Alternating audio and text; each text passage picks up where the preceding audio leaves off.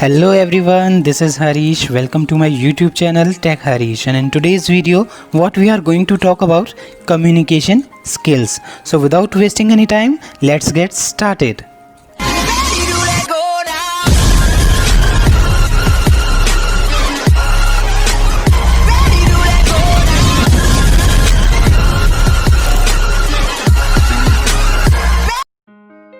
Yes, so our next topic is types of verbal communication. जो verbal communication है उसके क्या क्या टाइप्स हैं.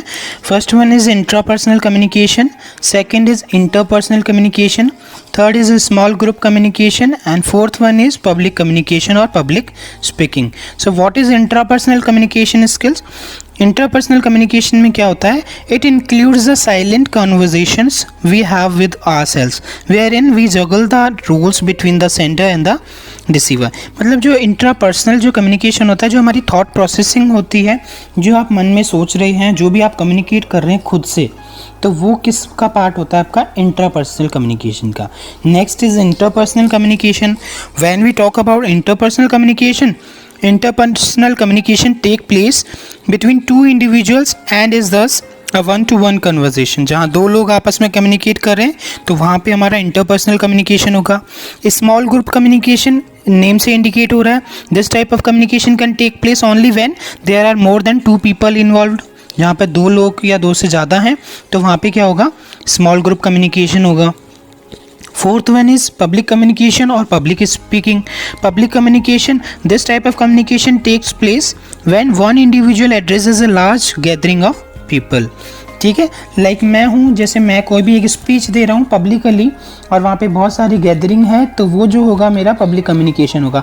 बिकॉज जो है, जो सेंडर है या जो मैसेंजर है, जो अपना थॉट्स जो है शेयर कर रहा है, जो अपनी फीलिंग्स शेयर कर रहा है सब लोगों के सामने, वो कितने लोगों के सामने शेयर कर रहा है. बहुत ज़्यादा गैदरिंग है, वहाँ पे बहुत ज़्यादा लोग इकट्ठा हैं, तो वो वाला हमारा जो कम्युनिकेशन होगा कौन सा होगा, पब्लिक कम्युनिकेशन और public speaking. Next is advantages and disadvantages of verbal communication. जो वर्बल कम्युनिकेशन है, अब उसके एडवांटेज और डिसएडवांटेज देख लेते हैं. एडवांटेज देखते हैं, conveying message easy and quick. जो आपका मैसेज है वो कन्वे करना इजी और क्विकली हो जाता है, क्योंकि जब हम ओरली किसी से बात करें, वर्बली किसी से कम्युनिकेट कर रहे हैं, तो जो मैसेज है वो कन्वे करना बहुत ईजीली हो जाता है और क्विकली भी होता है, बहुत जल्दी होता है. Response is quick and immediate. Obviously जब हम वर्बल कम्युनिकेशन की बात कर रहे हैं, तो जब क्विकली हो रहा है और मैसेज जब ईजीली पहुँच रहा है, तो रेस्पॉन्स जो मिलेगा रिसीवर से वो भी बहुत जल्दी मिलेगा, इमीडिएटली मिलेगा.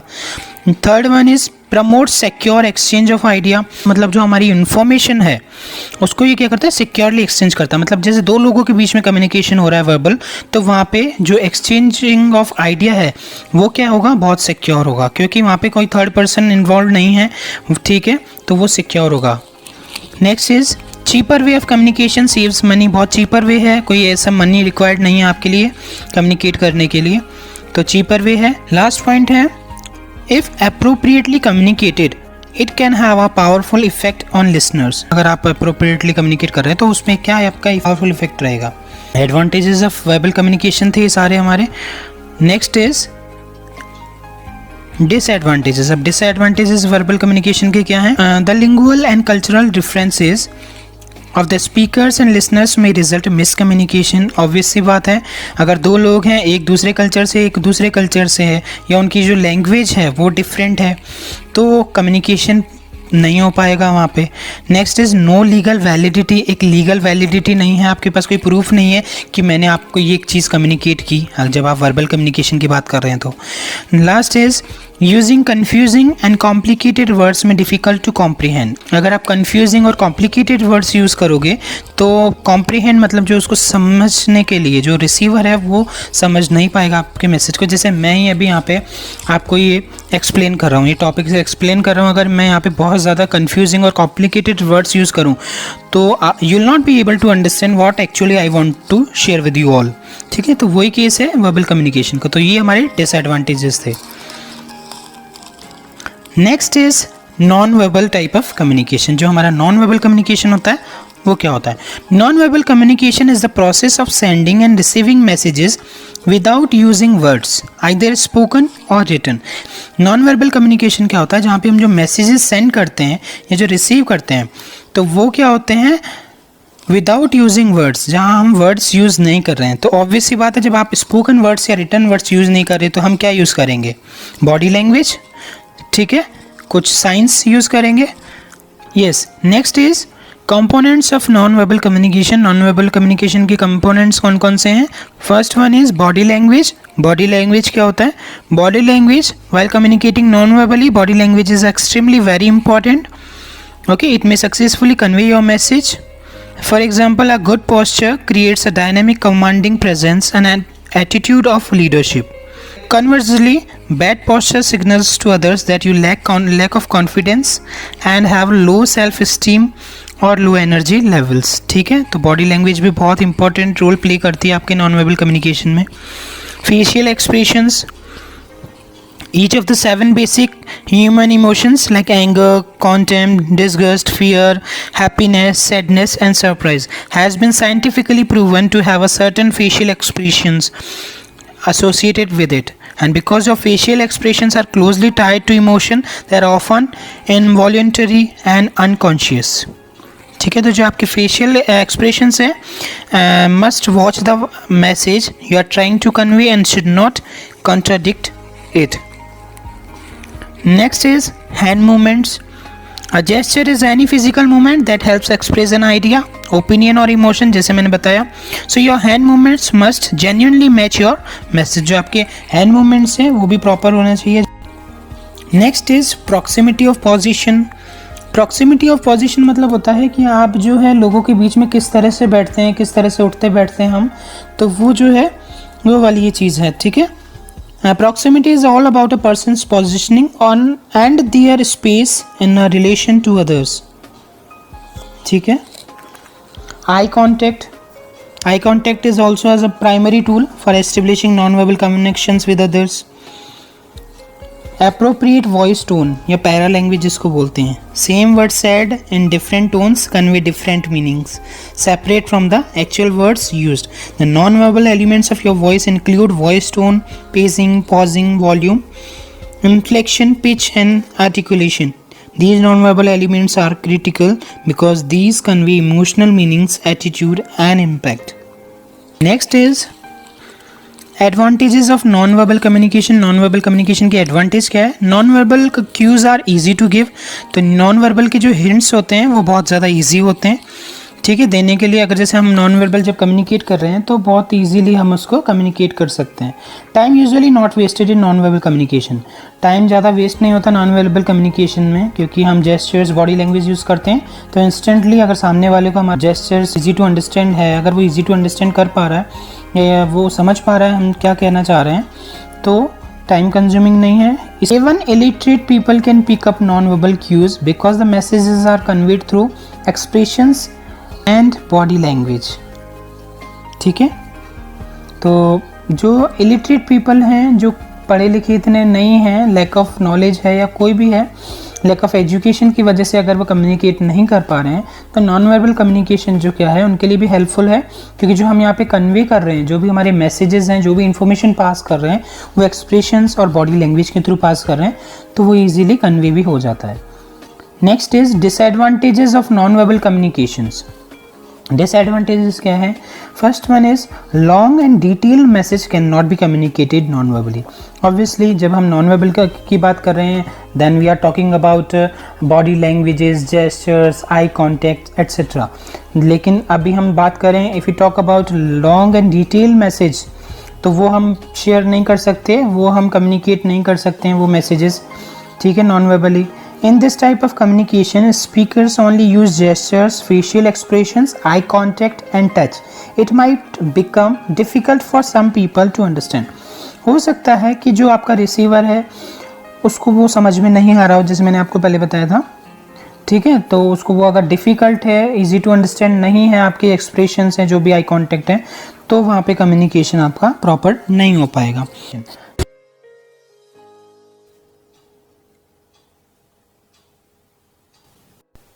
Yes, next is session 3, visual and written methods of communication. Visual communication क्या होता है, एक बार इसकी डेफिनेशन देख लेते हैं। Visual communication is the type of communication in which the message are conveyed through pictures, sign boards, logos, etc. In other words, through any visual medium. Visual communication name से indicate हो रहा है जो भी visible जो भी आपको contents होते हैं, लाइक आपके पिक्चर्स हो गई, आपके साइन बोर्ड्स हो गए, या कोई भी जो लोगो है, जैसे आपको कोई ब्रांड का या कंपनी का लोगो देख के आपको ऑलरेडी इंडिकेट हो जाता है कि ये लोगो इस कंपनी को इंडिकेट कर रहा है, ठीक है। तो आप इजीली अंडरस्टैंड कर पाते हैं, इजीली कम्युनिकेट कर पाते हैं इन लोगो, साइन बोर्ड्स और पिक्चर्स को देखकर, ठीक है। तो कोई भी जो विजुअल मीडियम है, कोई भी through any visual medium you can communicate, ठीक है। तो ये हमारा होता है visual communication. Next is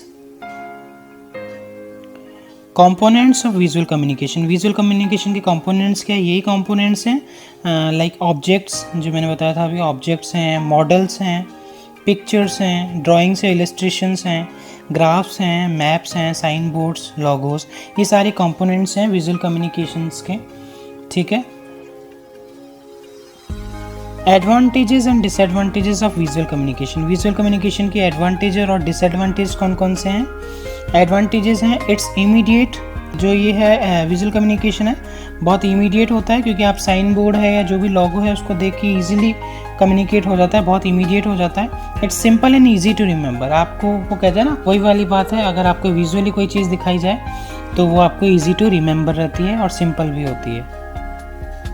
next is it's universal, universal है। Disadvantages, visual media can't handle complex data. इसका सबसे बड़ा डिसएडवांटेज ये है क्योंकि विजुअल जो मीडिया है वो आपका कॉम्प्लेक्स डेटा को हैंडल नहीं कर सकता, क्योंकि यहाँ पे हम साइन बोर्ड्स हैं, लोगोज हैं, पिक्चर्स हैं, उनको देख के कम्युनिकेट कर पा रहे हैं, तो वहाँ पे कॉम्प्लेक्स डेटा का तो सवाल ही नहीं उठता है। It's culturally ambitious, increased costs.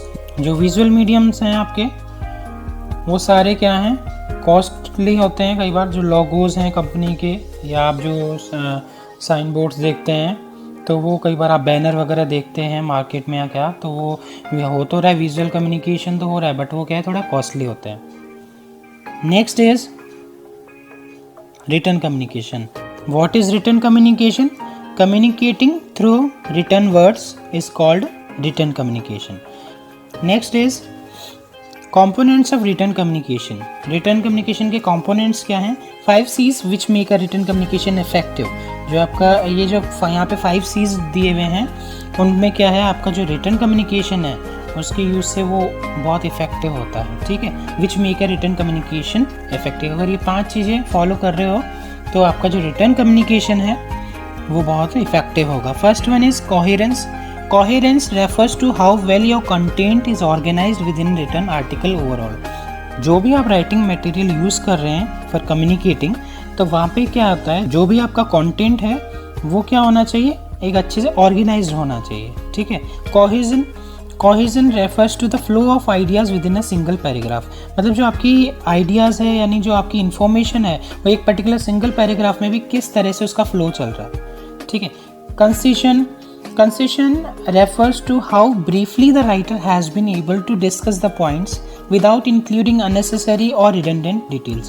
Concision मतलब क्या होता है कि जो राइटर है वो कितना एबल है, उसमें कितनी एबिलिटी है कि जब वो पॉइंट्स को डिस्कस कर रहा है राइटिंग मटेरियल के थ्रू, तो वहाँ पे क्या होगा, अननेसेसरी और रिडंडेंट, मतलब जो डुप्लीकेसी नहीं हो डेटा की, उनको ओवरकम करते हुए वो कितना ब्रीफली, मतलब कितना डिटेल में लिख सकता है उस टॉपिक को, ठीक है, कितना डिटेल में अपनी इंफॉर्मेशन को कन्वे कर सकता है।